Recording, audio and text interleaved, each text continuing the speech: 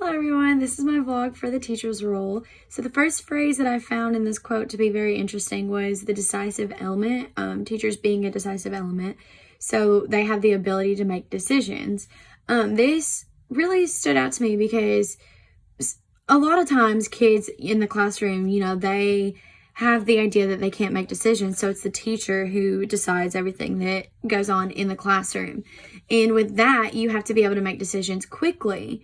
And so for teachers, so something happens in the classroom that wasn't in the lesson plan. So you've got to think fast on your feet and be able to make a decision like on the spot.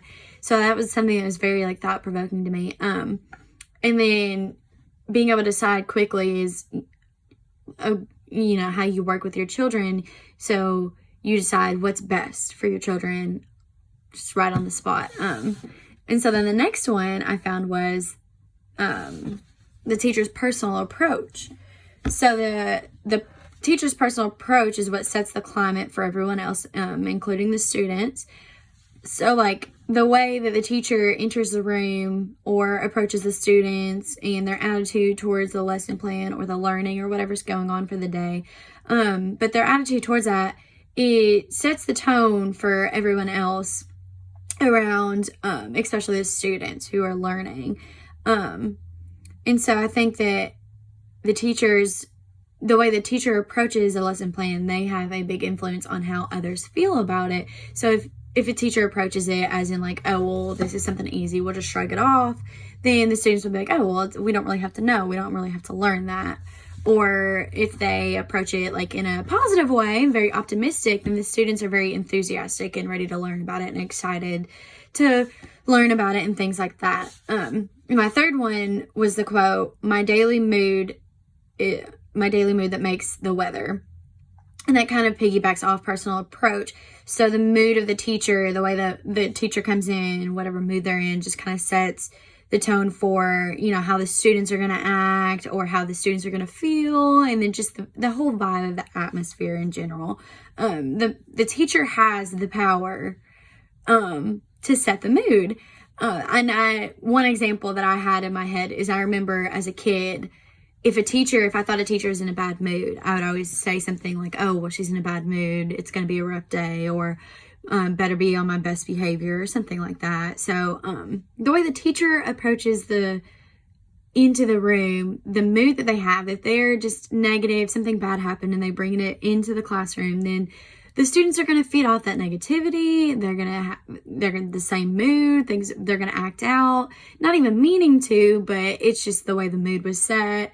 And I think that each individual has the ability to set the mood, but I think the teacher is who everybody follows for sure. Like they are the leading role in the room. And so for my fourth one, I was really intrigued by teachers having the power of misery and the power of joy. Teachers are in a very high power role inside the classroom, as in you're in charge of all these students. What you say goes. It's your classroom. You set the rules, you set the tone, you set the mood. So holding the power means that how you react to students and in how you portray your emotions towards these students, you can either make them feel miserable inside the classroom, or you can provide joy and excitement and ready to learn. And one way is like humiliating the kid. If they raise their hand, they have a question, and you just joke about it and you just shrug it off like, oh, that was a stupid question or something. Then you're humiliating the child, and that's going to set that misery. They're not going to want to ever raise their hand or want to learn. They're just going to shrug everything off like, as long as I get through it, like it's whatever. I'm not actually interested in any of this. It makes me feel bad. Or if you have that rule, no question is a dumb question, and you create enthusiasm through learning, you create that joy in these students through learning, and they're excited to come back, they're excited to learn and things like that. You can either torture your child or your students by reflecting on everything negatively or punishing them often in a negative, bad way, or you can help create joy and inspire the children and leading them down a path that like would help better them. And then so for my fifth one that I found very interesting was a teacher's response can escalate or de-escalate a crisis. And in doing so, you can humanize or dehumanize students. And this kind of piggybacks off of the one I said before. In the way a teacher responds is crucial to students. If you are a teacher and you're listening to your child or your student and they are going on about something that's wrong with them and you just kind of shrug it off like, oh, well, it's not even that big of a deal, but it's a big deal to them, it's kind of dehumanizing them and just telling them like their feelings don't matter. And I think like what's important in this situation is that you make sure that you listen to each child's feelings.